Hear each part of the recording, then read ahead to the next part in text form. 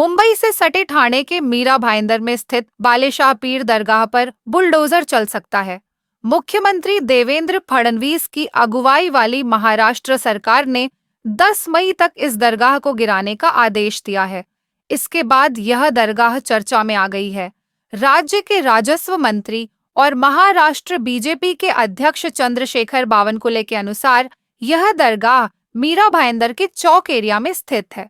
बावनकुले का कहना है कि उस एरिया में 10,000 स्क्वायर फीट में एक दरगाह बनाई गई है। बावनकुले बोले, सरकारी है जमीन। बावनकुले का कहना है कि बार बार नोटिस देने के बाद भी कब्जा बढ़ता जा रहा है, उसका आकार कम नहीं हो रहा है। राजस्व मंत्री ने कहा कि यह विषय सदन में उठा था। अब इस मामले के तूल पकड़ देने के बाद मीरा भाईंदर महानगर पालिका और कलेक्टर ने दरगाह को नोटिस दी है। बावनकुले ने कहा कि यह सामने आया है कि यह दरगाह सरकारी जगह पर है। यह एक रेवेन्यू लैंड ऐसे में फैसला किया गया है। इस अतिक्रमण को हटाना चाहिए, ऐसे में हटाया जाएगा। इस दरगाह पर साल में एक बार मेला भी लगता है। दरगाह पर औरतों का जाना प्रतिबंधित है।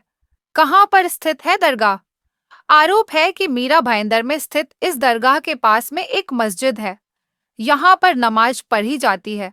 एक पहाड़ी के पास उतन गांव में स्थित यह परगाह अब विवाद की वजह बन गई है। दरगाह कमेटी का कहना है कि मामले हाई कोर्ट में पेंडिंग है। ऐसे में सरकारी जमीन और मैंग्रोव का नुकसान पहुंचाकर दरगाह बनाने के जो आरोप हैं, उन पर कोर्ट फैसला करेगा। सरकार की तरफ से दरगाह को गिराने का आदेश जारी होने के बाद मीरा भाईंदर की पॉलिटिक्स गर्मा गई है। कैसे शुरू हुआ पूरा विवाद? 2011 में पुलिस ने मीरा भाईंदर के कलेक्टर को एक गुप्त पत्र लिखा था, जिसमें दरगाह को सुरक्षा के लिए खतरा बताया गया था।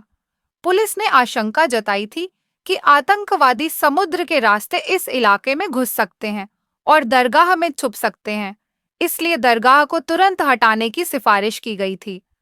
हाल ही में खत्म में महाराष्ट्र विधानसभा बजट सत्र में भाजपा नेता निरंजन डावखरे ने इस मुद्दे को उठाया था और कहा कि दरगाह सुरक्षा के लिए बड़ा खतरा है और इसे जल्द से जल्द हटाया जाना चाहिए।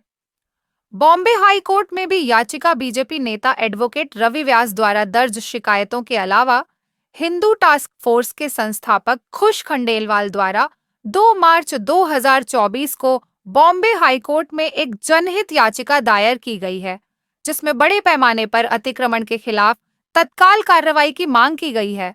ऐसे में जब सरकार ने इसके बाद इसे 10 मई तक दरगाह को तोड़ने का निर्णय लिया है, तब दावा किया जा रहा है कि चूंकि यह समुद्र के किनारे स्थित है, ऐसे में सुरक्षा के लिए खतरा बन सकती है।